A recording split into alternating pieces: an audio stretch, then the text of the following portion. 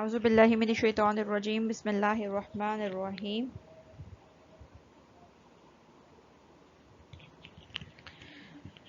کیا حال ہے کلاس؟ ٹھیک ہیں آپ لوگ بیٹا؟ ہم لوگ آج سے اپنی احادیث کا آغاز کریں گے۔ تعارف حدیث میں نے آپ کو بتایا تھا بیٹا 42 احادیث، 42 احادیث جو ہیں وہ آپ کے سلیبس میں شامل ہیں، ٹھیک ہے بیٹا؟ اور احادیث کا بھی جس طرح ہم نے پہلے 5 رکوع مکمل کیے، ہم اسی طرح سے بالکل احادیث کریں گے بیٹا۔ قرآن میں بھی ہم نے عربی متن، ترجمہ اور تفسیر کیا تھا، ٹھیک ہے؟ اور پھر اس کے جس طرح آپ مزید پڑھتے جاؤ گے، شارٹ کوسچن آنسرز بھی ہو جائیں گے، ایم سی کیوز بھی اسی میں سے آئیں گے۔ تو بنیادی طور پہ ہم نے قرآن کا بھی ترجمہ اور تفسیر کیا تھا۔ احادیث میں بھی ہم اسی طرح کریں گے بیٹا کہ ہم 1 بائی 1 ہر حدیث کو اٹھائیں گے اور اس کا عربی متن، ترجمہ اور تشریح کریں گے۔ بالکل وہی پیٹرن ہے۔ قرآن کی جو تشریح تھی میں نے آپ کو بتایا وہ تفسیر کہلاتی ہے، اس کے لیے مخصوص لفظ استعمال ہوتا ہے، جبکہ حدیث کے لیے ہم اسے تشریح بولتے ہیں۔ تو انشاءاللہ آج سے ہم اپنی پہلی حدیث کا آغاز کریں گے بیٹا، اور بہت امپورٹنٹ حدیث ہے یہ، اور آپ نے یہ فرسٹ ایئر کمپلسری میں بھی مختصر سے پڑھی تھی، اور صرف آغاز ایک چھوٹا سا ٹکڑا ہم نے لیا تھا جو آپ کے سلیبس میں شامل تھا۔ انما الاعمال بالنیات، بے شک اعمال کا دار و مدار نیتوں پر ہے، ٹھیک ہے بیٹا؟ آج ہم جو پوری حدیث ہے نا اس کو پڑھیں گے، ٹھیک ہے؟ اچھا، مختصر تو آپ جانتے ہیں کہ نیت کیا ہے، ٹھیک ہے؟ اور اس حدیث کی اتنی زیادہ امپورٹنس ہے بیٹا کہ اگر آپ حدیث کی اکثر کتابیں اٹھائیں تو آپ کو پتہ چلے گا کہ وہ اس حدیث سے اپنی کتاب کا آغاز کرتے ہیں۔ اچھا، اس سے آغاز کرنے کا مقصد کیا ہے کہ تمام اعمال کا دار و مدار نیتوں پر ہے، ٹھیک؟ آپ جس نیت سے اللہ تعالیٰ اور اس کے رسول کے علم کی طرف آئیں گے اسی کو پائیں گے۔ اگر آپ دنیاوی غرض و غایت سے آئیں گے تو آپ اسی کو پا سکیں گے، اور اگر آپ اس لیے آئیں کہ آپ اللہ اور اس کے رسول کا علم حاصل کر سکیں، ان کے دین کو سمجھ سکیں، ان کو سمجھ سکیں، تو یقیناً آپ اس حساب سے اجر پائیں گے، ٹھیک ہے؟ یہ حدیث اتنی امپورٹنٹ ہے کہ بعض محدثین جیسے امام احمد بن حنبل رحمہ اللہ نے کہا کہ یہ حدیث ایک تہائی اسلام کو اپنے اندر سموئے ہوئے ہے، اور امام شافعی کہا کرتے تھے کہ یہ تو آدھا علم ہے۔ یعنی اگر ہمیں یہ بنیادی طور پہ سمجھ آ گیا کہ اعمال کا دار و مدار نیتوں پر ہے تو ہمارے لیے تو ہر عمل سوچ سمجھ کر کرنا ضروری ہو جائے گا، ٹھیک ہے بیٹا؟ تو ہم اعمال سے زیادہ اپنی نیتوں کے اوپر دار و مدار رکھیں گے، ہم ان پہ دار و مدار کریں گے، ہم ان پہ ڈیپینڈ ہوں گے۔ ہم عمل چاہے چھوٹا سا کریں لیکن ہماری نیت بہت بڑی ہونی چاہیے، نیت بہت خالص ہونی چاہیے۔ وہ جتنی بڑی ہوگی، جتنی خالص ہوگی، ہم اس کے مطابق اجر پائیں گے، ٹھیک ہے بیٹا؟ اچھا جی، تو آج ہمارا لیکچر نمبر بیٹا 10 ہے، اور حدیث نمبر 1 ہم کریں گے آج۔ بسم اللہ الرحمن الرحیم۔ آپ نے بیٹا اس میں سے چھوٹے چھوٹے سوال ڈھونڈنے ہیں، آپ نے راویوں کے نام یاد رکھنے ہیں، اور آپ نے یہ کرنا ہے بیٹا کہ آپ نے اس کے اندر سے مختصر سوال بنانے۔ جیسے آپ نے پہلی حدیث پڑھنی ہے تو آپ نے اس کے راوی کا نام یاد رکھنا ہے، اس کا بنیادی عنوان کیا ہے، بنیادی موضوع کیا ہے، جیسے نیت ہے، اور چھوٹی چھوٹی چیزیں، وہ صحابی جنہوں نے ایک عورت کے لیے ہجرت کی تھی ان کا نام کیا تھا، یہ چیزیں آپ کو آئیں گی۔ اعمال کا دار و مدار کس چیز پہ ہوتا ہے؟ نیت پہ۔ نیت سے مراد کیا ہے، یہ چھوٹی چھوٹی چیزیں آپ نے یاد رکھنی ہے۔ ایک ہی حدیث میں سے 8 اور 10 سوال نکلیں گے، ٹھیک ہے بیٹا؟ تو ہم آج اس کو شروع کرتے ہیں۔ آپ لوگوں نے شروع سے ہی جو ہے وہ کنسرن رہنا ہے۔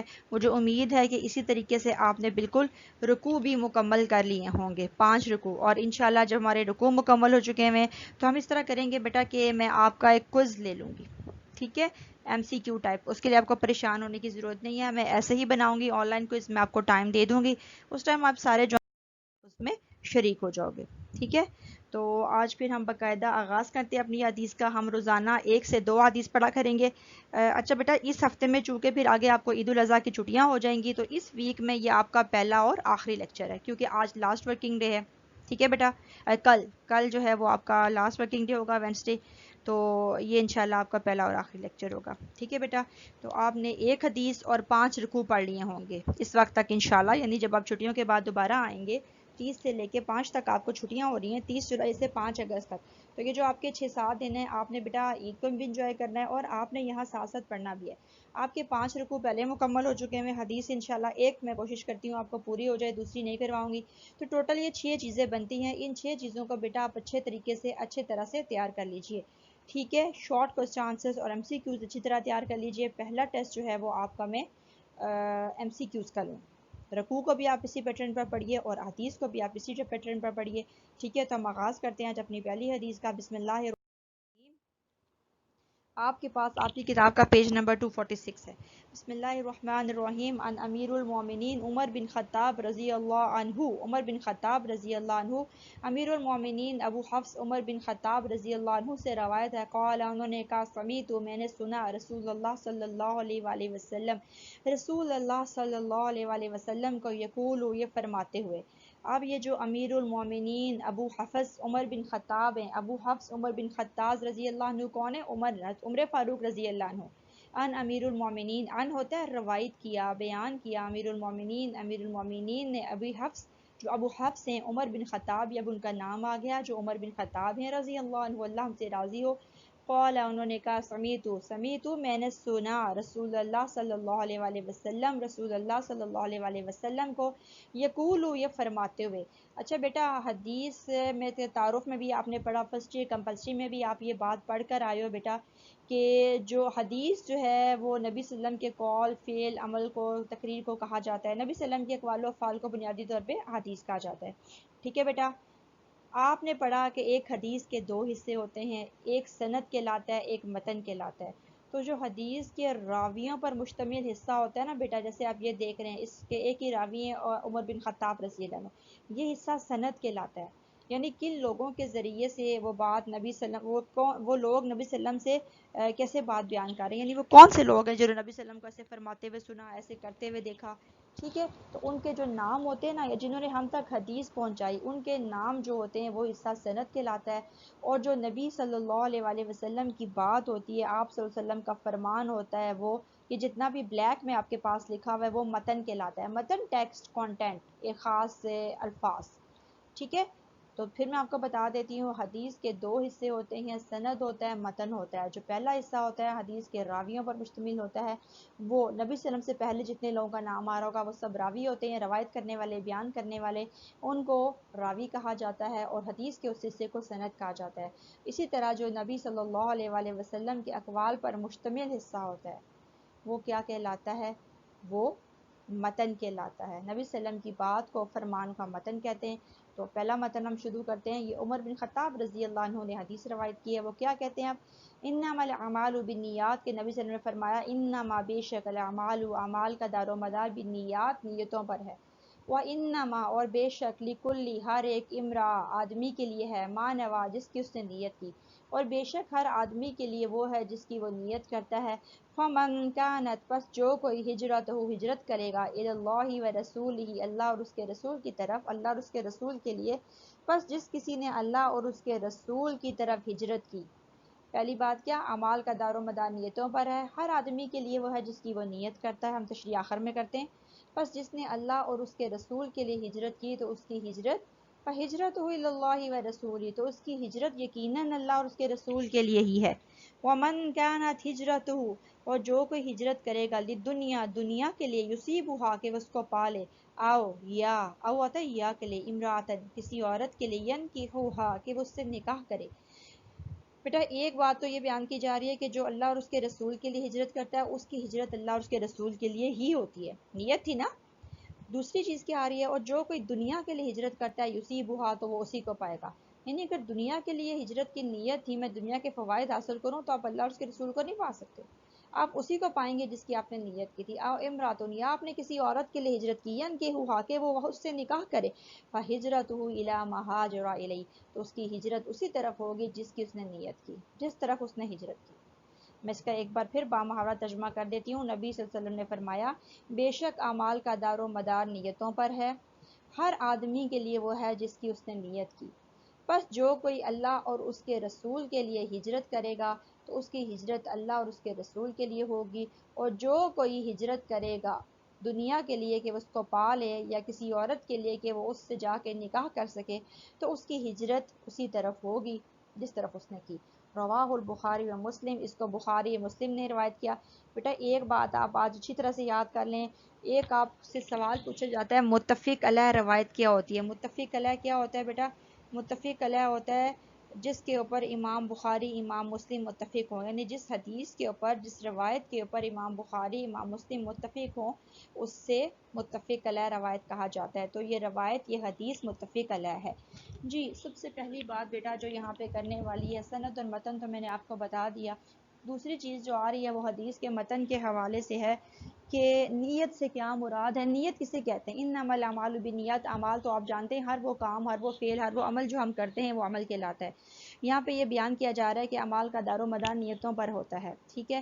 تو نیت کیا ہوتی ہے؟ نیت بیٹا دراصل دل کے ارادے کا نام ہوتا ہے، کسی بھی چیز کا ارادہ کر لینا، قصد کر لینا، خواہش کر لینا کہ میں نے ایسا کرنا ہے، ٹھیک ہے۔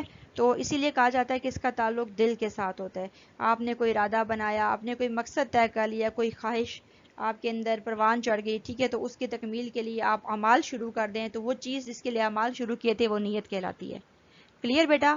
ہر وہ چیز، ہر وہ خواہش جو آپ کے دل کے اندر بنتی ہے وہ کیا کہلاتی ہے، یا جو آپ کو عمل کے لیے ابھارتی ہے وہ نیت کہلاتی ہے، ٹھیک ہے۔ اور اس کا تعلق یہ ذہن میں رکھیں، دماغ سے زیادہ دل کے ساتھ ہوتا ہے، نیت کا تعلق دل کے ساتھ ہوتا ہے۔ اور اسی لیے ہم کہہ رہے ہیں نا کہ اعمال کو پرکھا جائے گا نیتوں کی بنیاد پہ۔ تو نیت کہاں بنتی ہے؟ دل میں بنتی ہے۔ ارادہ خیال کہاں؟ میں نے اچھائی کرنی ہے، میں نے برائی کرنی ہے، میرے دماغ میں نہیں بن رہا، یہ میرے دل میں بن رہا ہے۔ اسی لیے نبی صلی اللہ علیہ وسلم نے فرمایا نا، اپنے دل کی طرف اشارہ کرتے ہوئے آپ نے یشیر الی صدرہ، انہوں نے اپنے سینے کی طرف اشارہ کیا اور فرمایا اتقوی ہا ہونا، اتقوی ہا ہونا، اتقوی ہا ہونا، تقوی یہاں ہے، تقوی یہاں ہے، تقوی یہاں ہے۔ گویا نیکی اور بدی کا تعلق آپ کے دل کے ساتھ ہوتا ہے۔ تو نیت یہ کہ اچھے یا برا ہونے کا تعلق بھی تو آپ کے دل کے ساتھ ہوگا نا، ٹھیک ہے بیٹا۔ تو اللہ تعالیٰ کیا کر رہے ہیں، اسی لیے ہم کہتے ہیں نا کہ اللہ تعالیٰ ہمارے دلوں کے بھیج جانتا ہے، ہماری نیتوں کے حالات سے واقف ہے۔ تو نیت کا خالص ہونا بہت ضروری ہے۔ آپ کے سارے اعمال آپ کی نیتوں پہ ڈیپینڈ کرتے ہیں۔ آپ کی نیت جتنی زیادہ خالص ہوگی، جتنی پیور ہوگی، جتنا اخلاص ہوگا، آپ کے اعمال بھی اللہ کی بارگاہ میں اتنے ہی قبول ہوں گے، ٹھیک ہے۔ آپ دیکھ لیں، ہم پڑھتے ہیں نا کہ نبی صلی اللہ علیہ وسلم نے بتایا 103 اشخاص کے بارے میں بتایا کہ 3 لوگ ایسے ہوں گے نیکوکار ہوں گے لیکن ان کو گھسیٹ کے جہنم میں ڈال دیا جائے گا۔ وہ کون سے ہوں گے؟ ایک جو ہے وہ شہید ہوگا، ایک عالم ہوگا، تیسرا سخی ہوگا۔ شہید جو ہے وہ دنیا کو اپنی بہادری دکھانے کے لیے لڑا کرتا تھا، اس کی نیت یہ تھی کہ لوگ میری بہادری کے چرچے کریں۔ ایک عالم جو ہے وہ اپنے علم کا روب ڈالنے کے لیے ایسا کرتا تھا، اور ایک سخی جو ہے وہ دنیا کو دکھانے کے لیے اپنی دولت خرچ کرتا تھا تاکہ اس کی خوب واہ واہ ہو سکے۔ ان کی نیت اللہ کی رضا کا حصول نہیں تھا۔ اللہ کی رضا تو سب سے بڑی چیز ہے نا، وَرِضْوَانٌ مِّنَ اللَّهِ اکبر، قرآن کہتا ہے اللہ کی رضا سب سے بڑی چیز ہے، ٹھیک ہے۔ تو جنت میں بھی، جنت کے حصول میں بھی جو چیز ہمیں سدا مدد فراہم کرے گی وہ کیا ہے؟ وہ اللہ کی رضا ہے در حقیقت، جس کو جنت کا نام دیا گیا۔ تو کیا ہے کہ اللہ کی رضا کے لیے اگر آپ نیک کام بھی نہیں کر رہے تو آپ کو اس کا اجر و ثواب نہیں ملے گا۔ ہاں نیت جتنی خالص ہوتی چلی جائے گی اجر اتنا ہی بڑھے گا۔ یہ دیکھیں بیٹا، 2 بچے ہیں، عائشہ ہیں اور فائزہ ہیں۔ عائشہ جو ہیں وہ بھی 100 روپیہ خرچ کرتے ہیں اللہ کے راہ میں، اور فائزہ بھی 100 روپیہ خرچ کرتی ہیں اللہ کی راہ میں، لیکن عائشہ کو جو اجر ملتا ہے وہ 10 نیکیوں کا ملتا ہے، فائزہ کو جو اجر ملتا ہے وہ 700 نیکیوں کا ملتا ہے۔ خرچ تو دونوں نے 100 روپے کیے تھے، لیکن عائشہ اور فائزہ کے اجر میں فرق کیوں ہے بیٹا؟ عائشہ اور فائزہ کے اجر میں فرق ہونے کی 2 سے 3 وجوہات ہیں۔ ان میں سے بیٹا ایک وجہ تو یہ ہے کہ عائشہ کی نسبت فائزہ کی نیت زیادہ خالص تھی، اس کے اندر ریاکاری نہیں تھی، دکھاوا نہیں تھا۔ نبی صلی اللہ علیہ وسلم نے ہمیں بتایا نا، ہمیں اشارات ملتے ہیں کہ کسی بھی عمل کا اجر اس طرح کیسے بڑھتا ہے، 2 لوگ ایک جیسی اماؤنٹ خرچ کر رہے ہیں، ایک جیسی چیز خرچ کر رہے ہیں، لیکن اللہ کے ہاں اجر مختلف ہے۔ اس نے بیٹا زیادہ عمل دخل نیت کا ہوتا ہے کہ نیت جتنی خالص ہوتی جائے گی، جتنی پیورٹی آتی جائے گی اس کے اندر، اس کا اجر بڑھتا جائے گا۔ دوسری چیز، جو جتنے مشکل حالات میں کوئی عمل کرے گا اس کا اجر بڑھتا جائے گا۔ اب دیکھیں عائشہ کی آمدنی ہو سکتا ہے 1 لاکھ روپیہ، انہوں نے اس میں سے 100 روپے خرچ کیا، تو وہ تو ان کو تو کوئی فرق نہیں پڑا، لیکن ہو سکتا ہے فائزہ کی آمدنی جو ہے وہ وہی 5-10 ہزار روپیہ، تو جب وہ 100 روپیہ خرچ کریں گی تو وہ میٹر کرتا ہوگا، اس 100 روپے کی اہمیت ہوگی، اس 100 کی قیمت ہوگی، ان کو فرق پڑے گا۔ ہو سکتا ہے انہیں اپنی کوئی خواہش پس پش ڈال کر تو وہ ضرورت پوری کرنی پڑی ہو کسی کی، ٹھیک ہے، تو ان کا اجر بڑھ جائے گا۔ تو ضروری ہے کہ نیت و خالص رکھا جائے۔ ہم نماز پڑھتے ہیں، اس کے اندر دکھاوا نہیں ہونا چاہیے، ریاکاری نہیں ہونی چاہیے۔ حج کرنے جاتے ہیں تو اس کے اندر ہمارا مقصد نمود و نمائش نہیں ہونا چاہیے۔ زکوٰۃ دیتے ہیں تو وہ ہمیں کیمرے کے سامنے تصویریں بنا کر غریبوں کی عزت نفس کو مجروح کر کے دوسروں کے حوالے مال نہیں کرنا چاہیے، بلکہ کیا کرنا چاہیے؟ ان کی عزت نفس کا خیال رکھنا چاہیے۔ نیت تو بہت امپورٹنٹ ہے۔ وَإِنَّمَا لِكُلِّ امْرِئٍ مَا نَوَىٰ، ہر آدمی کے لیے وہ ہے جس کی وہ نیت کرتا ہے۔ ٹھیک ہے، قرآن نے اسی کو کہا نا کہ اللہ تعالیٰ تو تمہارے اللہ ابھی دیکھیں قربانی آ رہی ہے تو اللہ تعالیٰ نے کیا فرمایا کہ اللہ تعالیٰ کو تمہارا گوشت اور خون نہیں پہنچتا. بیٹا ایسا تو نہیں ہوتا کہ گوشت اور خون ہم جا کے کہیں رکھ کھاتے ہیں، بلکہ وہ تو ہمارے فریزر کی زینت بن جاتا ہے، ہمارے پیٹوں کی زینت بنتا ہے. اللہ کیا کہتا ہے، لن ینال اللہ لحومها ولا دماؤها ولکن ینالہ تقوی. اللہ کو تمہارے خون اور گوشت نہیں پہنچتے، بلکہ اس کو جو چیز پہنچتی ہے وہ تمہارے دلوں کا تقوی ہے. آپ نے کتنے خالص نیت سے وہ قربانی کی تھی، یہ چیز امپورٹنٹ ہے. ٹھیک ہے، یہ امپورٹنٹ ہے. آپ کو اجر کس چیز کا ملے گا؟ اجر آپ کو بہت بڑا ویڑا لینے کا، 10 بکرے لینے کا نہیں ملے گا. اجر یہ ملے گا کہ آپ نے اللہ تعالیٰ کی رضا کو پانے کے لیے کتنی خالص نیت کے ساتھ قربانی کی تھی. اس کے بعد آپ چاہیں تو سارے کا سارا تقسیم کر دیں، اس کے بعد چاہیں تو آپ سارے کا سارا رکھ دیں، اس کے بعد آپ چاہیں تو 3 حصے بنا لیں. ٹھیک ہے، لیکن آپ کو ملے گا وہی جو آپ کی نیت تھی. کیا آپ کی نیت جو ہے وہ فریزر بھرنا تھی، یا آپ کی نیت جو ہے وہ سنت ابراہیمی علیہ السلام کو زندہ کرنا تھا؟ ٹھیک ہے، انہیں نقش قدم پر چلتے ہوئے رشتہ نبی کریم صلی اللہ علیہ وسلم نے قربانی کی، ٹھیک ہے، وہ تھا یا کچھ اور تھا. تو اسی لیے نبی صلی اللہ علیہ وسلم نے فرمایا نا کہ اللہ تعالیٰ تمہاری صورتیں نہیں دیکھتا، تمہاری صورتیں اور مال نہیں دیکھتا، بلکہ وہ تو تمہارے ارادے، تمہاری نیتوں کو دیکھتا ہے، تمہارے اعمال کو دیکھتا ہے. ٹھیک ہے، تو نیت کا بہت عمل دخل ہوگا ہمارے اعمال کی قبولیت میں. نیتیں جتنی زیادہ خالص ہوتی جائیں گی ہمارا اجر اتنا زیادہ بڑھتا جائے گا. نماز پڑھنی ہے، روزہ رکھنا ہے، زکوٰۃ دینی ہے، حج کرنا ہے، قربانی کرنی ہے، وہ سب اللہ رب العالمین کے لیے چاہیے. اسی کو قرآن نے کہا نا، ان صلاتی و نسکی و محیا و مماتی للہ رب العالمین. کہہ دیجیے میری نماز، میری صلاۃ، میری زکوٰۃ، میری قربانی سب اللہ رب العالمین کے لیے. میں تو کچھ دکھاوے کے لیے نہیں کر رہا، میں تو اس لیے نہیں کر رہا میرے نمبر بڑھ جائے، میں تو اس لیے نہیں کر رہا میری واہ واہ ہو جائے، میں تو اس لیے نہیں کر رہا لوگ کہیں یہ تو 5 وقت مسجد میں آنے والا شخص ہے، بھائی بڑی تعریف کرو اس کی. میں تو صرف اس لیے کر رہا ہوں کہ یہ اللہ کا حکم ہے، اللہ کی رضا اس فعل کے اندر ہے، اس نیت کے ساتھ یہ کام کرنا ہے. ٹھیک ہے، اور جس طرح میں نے آپ کو پہلے بتایا کہ نیت کا تعلق دل کے ساتھ جوڑیے. آپ نے یہ بھی دیکھ لیا کہ نبی صلی اللہ علیہ وسلم نے کیا فرمایا، تقویٰ ہوا ہونا. پھر دیکھیں نبی صلی اللہ علیہ وسلم کی ایک اور چیز بھی، اور قرآن نے بھی کہا نا کہ کامیاب ہوگا وہ شخص کون، ومن اتا بقلب سلیم، ومن اتا بقلب سلیم، اور وہ جو اللہ کے حضور قلب سلیم کے ساتھ حاضر ہوگا. تو قلب سلیم کیا ہوتا ہے؟ نیک اور پاکیزہ دل ہے جس کے ساتھ انسان حاضر ہوگا. گویا نیتوں کا تعلق جو ہوتا ہے وہ ہمارے دل کے ساتھ ہوتا ہے. کیوں؟ کیونکہ ہمارے اندر اچھائی اور برائی جو بنتی ہے وہ دل کے ساتھ بنتی ہے، اس کا تعلق دل کے ساتھ ہوتا ہے. اسی لیے آپ دیکھیں نبی صلی اللہ علیہ وسلم نے فرمایا کہ انسان کے جسم کے اندر ایک لوتھڑا ہے گوشت کا، اگر وہ درست تو تمام جسم درست، اور اگر وہ خراب ہو گیا تو سارا جسم خراب ہو گیا. اور جان رکھو وہ جسم کیا ہے؟ قلب، وہ دل ہے.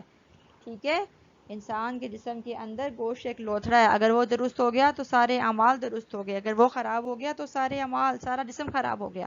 جان رکھو کہ وہ لوتھڑا دل ہے. گویا دل کی اصلاح بہت ضروری ہے. ٹھیک ہے، اور دل کے فیصلوں، دل کے ارادوں پہ ہی ہماری گرفت ہونی ہے. ٹھیک ہے، دماغ تو پھر اس کو قبول کر کے اس کے مطابق عمل شروع کروا دیتا ہے نا. تو خیال اور ارادہ کہاں بنتا ہے؟ وہ آپ کے دل کے اندر بنتا ہے. اچھا، آگے ایک بڑی خوبصورت مثال سے ساری بات سمجھائی گئی ہے. فمن کانت ہجرتہ الی اللہ ورسولہ، اور جو اللہ اور اس کے رسول کے لیے ہجرت کرتا ہے تو اس کی ہجرت در حقیقت اللہ اور اس کے رسول کے لیے ہوتی ہے. اور جو اس لیے ہجرت کرتا ہے کہ وہ دنیا کو پا لے یا عورت سے نکاح کرے تو اس کی ہجرت اسی لیے ہوگی الی ما ہاجر الیہ، جس کی طرف اس نے ہجرت کی. بات سمجھ آ گئی آپ کو؟ ہجرت تو دیکھیں ہے ہی ہجرت الی اللہ و رسولی، مائگریٹ. ٹھیک ہے، مائگریٹ کرنا، ہجرت کرنا. ایک جگہ ہجرت کیا ہوتی ہے؟ ایک جگہ سے دوسری جگہ جانا. اور ہجرت کی اجازت کن صورتوں میں دی گئی ہے؟ جب آپ کو اپنے وطن میں دین اسلام کے مطابق زندگی نہ گزارنے دی جا رہی ہو. نبی صلی اللہ علیہ وسلم نے بھی تو ہجرت کی تھی نا. کیوں کی تھی؟ مکہ سے مدینہ کیوں گئے تھے؟ آپ نے کیا فرمایا تھا مکہ چھوڑتے ہوئے؟ کہ تو مجھے دنیا کے دیاروں میں، شہروں میں سب سے پیارا ہے، لیکن تیرے رہنے والے مجھے اب یہاں رہنے نہیں دیتے. یعنی مجھے اس طرح نہیں رہنے دینا چاہ رہے جس طرح میں رہنا چاہتا ہوں، دین کے ساتھ، اسلام کے ساتھ، اس کو نافذ کرتے ہوئے، اس کی اشاعت کرتے ہوئے. اس لیے پھر آپ ہجرت کر گئے. اب پھر وہاں رہنا عقل مندی نہیں ہے بیٹا. جہاں آپ کو اپنے مذہب کے مطابق، اپنی روایات کے مطابق زندگی نہیں گزارنے دی جا رہی، پھر آپ نے بھی وہاں اچھا چلو جی ہم تو یہیں رہیں گے، یہ ہمارا بھائی وطن ہے، پھر آپ کے لیے لازم ہے کہ آپ وہ جگہ چھوڑ جائیں، آپ ہجرت کر جائیں. اور ہجرت کرنا انبیاء کرام کی سنت ہے.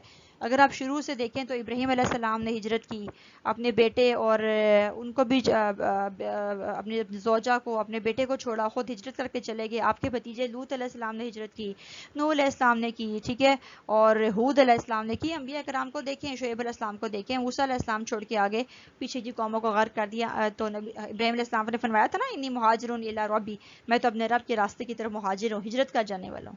اور ہجرت کرنے والوں کو بیٹا کم نہ سمجھا کریں. اللہ تعالیٰ ان کے درجات بلند کرتا ہے. اللہ نے قرآن میں ان کے اعمال کا ذکر کیا ہے, قیمتی اعمال میں ذکر کیا, ہجرت کرنا, جہاد کرنا, یہ تمہارے بہترین اعمال ہیں. تو ہجرت اللہ اور اس کے رسول کی طرف ہونی چاہیے. اگر آپ کی نیت یہ ہوگی تو واقعی آپ اس اجر و ثواب کو پائیں گے جو اس عمل کو انجام دینے والوں کے لیے اللہ نے رکھا ہوا ہے. ٹھیک ہے. اور دوسری چیز یہ ہے کہ اگر آپ کی ہجرت دنیا کے لیے تھی, دنیا سے کسی مقصد کو پانے کی تھی, بھائی میں تو اس لیے ہجرت کر کے جا رہا ہوں کہ میں تو, اب دیکھیں کتنے ہی صحابہ کرام تھے جو نبی صلی اللہ علیہ وسلم کے ساتھ آ کے مل گئے, نبی صلی اللہ علیہ وسلم سے پہلے ہجرت کر گئے, جب آپ نے ان کو اجازت دی, جب نبی صلی اللہ علیہ وسلم کو اللہ کی طرف سے حکم ملا تو آپ بھی سب کچھ چھوڑ چھاڑ کے چلے گئے. آپ کے بعد بہت سارے صحابہ کرام نے ہجرت کی. دیکھیں مقصد یہ نہیں ہونا چاہیے کہ میں وہاں جا کے کاروبار کروں گا, میرا بزنس پھلے پھولے گا, یا میں دنیاوی امور میں مجھے فائدہ ملے گا. ہجرت الی اللہ و رسول ہی ہوتی ہے. ہجرت کے اندر یہ لفظ خود بخود ہے, شامل ہے.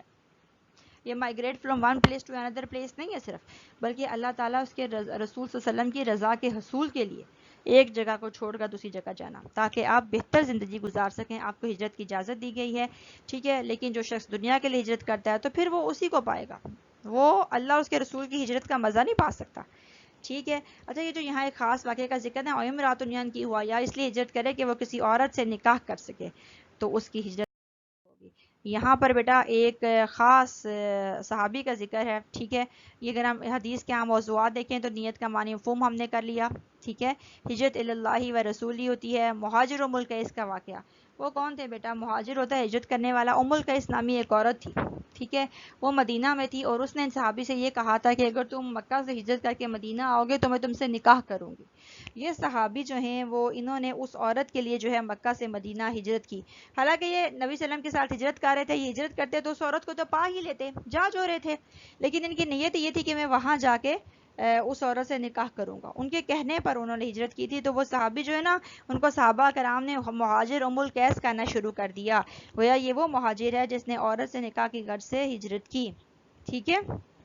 یعنی نبی صلی اللہ علیہ وسلم نے اس کی وضاحت پھر کیسے فرمائی تھی کہ مہاجر ام القیس کی ہجرت و نکاح کے غرض سے تھی, اللہ اور اس کے رسول کے لیے نہیں تھی.